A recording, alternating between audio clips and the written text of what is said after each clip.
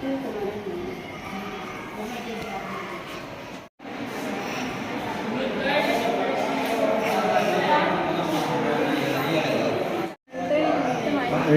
నేను చెప్తాను మీకు, మళ్ళీ కావాలంటే రికార్డ్ చేసుకున్నాను. చెప్పు.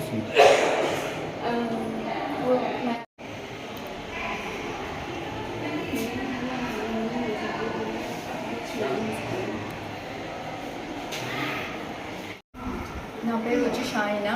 నేను వచ్చి జెండా మెడల్లో కాపీ ఉంటా అన్నాను.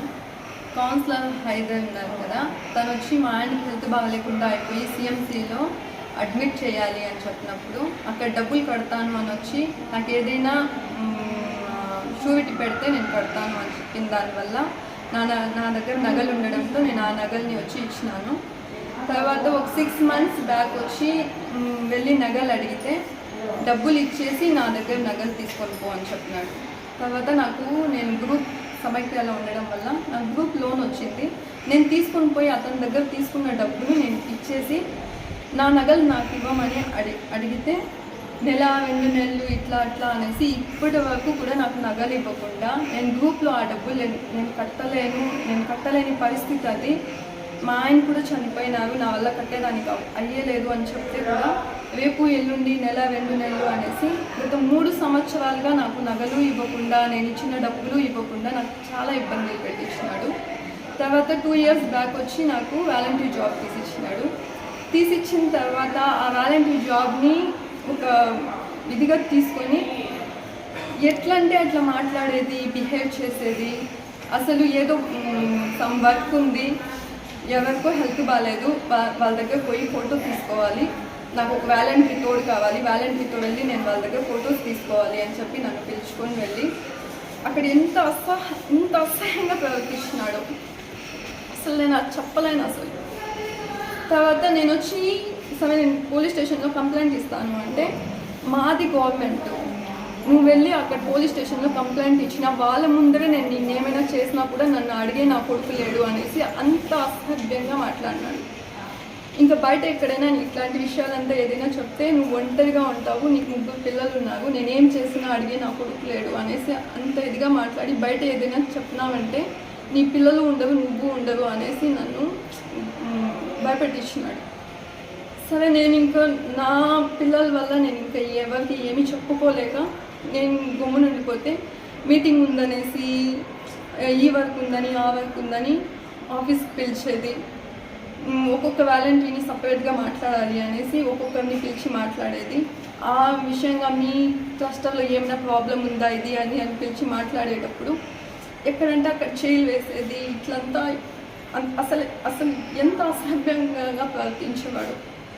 ఇంకా అది ఎక్కడైనా సచివాలయంలో ఏదైనా చెప్తాను నేను అని చెప్తే ఇది ఆఫీసే నాది, ఇక్కడ నన్ను ఎవరు మాట్లాడే వాళ్ళు కూడా లేరు అనేసి అట్లంతా హరాస్మెంట్ చేస్తున్నాడు. ఇప్పుడు సరే ఇప్పుడైనా డబ్బులు ఇచ్చి ఏదైనా అంటే జస్ట్ నేనేదో తప్పు చేస్తా ఉన్నాను, నేనేదో ఇది చేస్తా ఉన్నాను అనేసి ఎట్లా అంటే అట్లా నా మాట నమ్ముతారు, నీ మాట నమ్మరు, నువ్వేదో తప్పు చేస్తున్నావు ఇట్లా అనేసి ఏదో ఇది చెప్పి నేను ఊరోళ్ళకి అంతా నమ్మిస్తాను ఇది అది అని చెప్తా అన్నాడు. సరే నేను ఇప్పుడు వెళ్ళి కంప్లైంట్ ఇస్తాను అంటే ఎక్కడిచ్చుకుంటావో ఇచ్చుకోపో, ఒక 50,000 నావి కావు అనుకుంటే ఎవడో వచ్చి నా బొచ్చు పీకలేడు, ఇట్లా మాటలంతా మాట్లాడుతా అన్నాడు.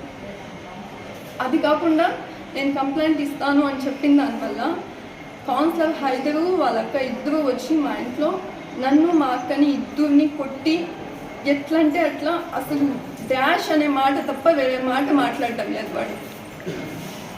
ఎట్లా అంటే లంజా అనే మాట తప్ప ఇంకా వేరే మాటే వాడి నోట్లో నుండి రావట్లేదు.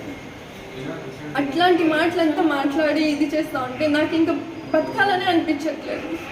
అసలు వాడు అందరికీ చెప్తా అన్నాడు నా దగ్గర డబ్బులు ఉంది, 1,00,000 కాకపోతే 10 లక్షలు కానీ నేను బయట వస్తాను అనేసి.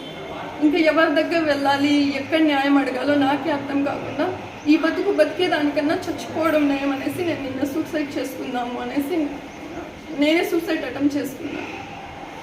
వాడు పెట్టిన హరాస్మెంట్కి అసలు ఎప్పుడూ చచ్చిపోవాలి, నా పిల్లల కోసం నేను బతుకుతా అన్నాను. ఇప్పుడు వాడు అది కాకుండా ఆడిపోయి చెప్పుకుంటావో చెప్పు, ఎవరు ఏదైనా ఒక 2 days మాట్లాడతారు, లేకపోతే ఒక 10 రోజులు మాట్లాడతారు, తర్వాత వాళ్ళ పనుల్లో వాళ్ళు బిజీ అయిపోతారు, తర్వాత నీ గురించి మాట్లాడేవాళ్ళు యానా కొడుకు వచ్చి మాట్లాడతాడు అని అడుగుతా అన్నాడు. కాబట్టి నేను మీడియా ద్వారా ఏదైనా నాకు న్యాయం చేయాలనేసి, వాడి ద్వారా నాకు నా పిల్లలకి ప్రాణహాని ఉంది అనేసి, ఏదైనా నాకు హెల్ప్ జరుగుతుంది అనేసి నేను మీడియా ముందు వచ్చి మాట్లాడతాను. డబ్బులు ఇచ్చేసి నేను నగలు అడుగుతా అన్నాను. ఇప్పుడు డబ్బులు తీసుకొని ఇప్పుడు లోన్ అక్కడ వచ్చి 1 రూపీకి ఇస్తారు.